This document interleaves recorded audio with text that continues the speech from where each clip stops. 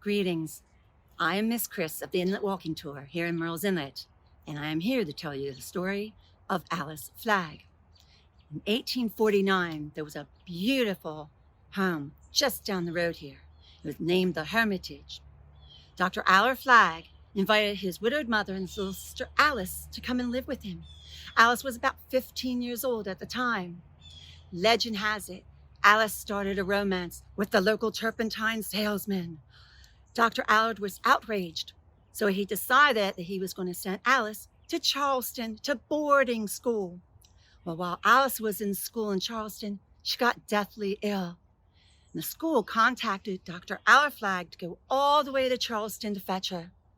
Now, what normally takes 2 hours to get to Charleston today took nearly 3-4 days back then. By the time he got to Charleston and brought Alice back to the Hermitage, she was on death's door. He took her upstairs and laid her in bed. He noticed something upon her neck. There was a ribbon. Upon the ribbon was a ring, and not just any ring. She had gotten secretly engaged to the local turpentine salesman. He was outraged, and they say he took the ring off of her neck and he threw it into the marshy water right behind the Hermitage. He then went back upstairs to take care of Alice, and she looked down and noticed her ring was gone, and she begged everyone in the house to please find my ring. But they all knew it was gone forever, and Alice died in her upstairs bedroom a few nights later. They say that she was actually buried in the backyard, just a few feet away from where her ring had been tossed. See, her mother was out of town at the time of her death. When the mother came back to town and saw that her little baby girl had been buried in the backyard, she had the body exhumed and taken, they say, to All Saints Cemetery in Pawleys Island, just south of here.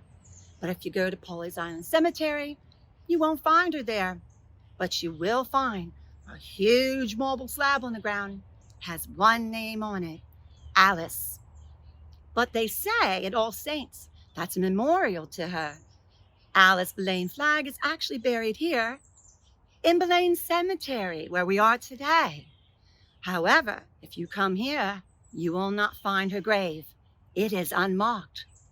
So unfortunately, we do not know where poor Alice is buried, but we know where she haunts. They say she haunts 3 locations. They say she haunts the marshy water behind where the Hermitage once stood. They also say she haunts the Hermitage, which was moved just around the corner from here. And the 3rd location, All Saints Cemetery in Pawleys Island. Even though she is not buried beneath that stone, people go to the stone and leave her rings and trinkets.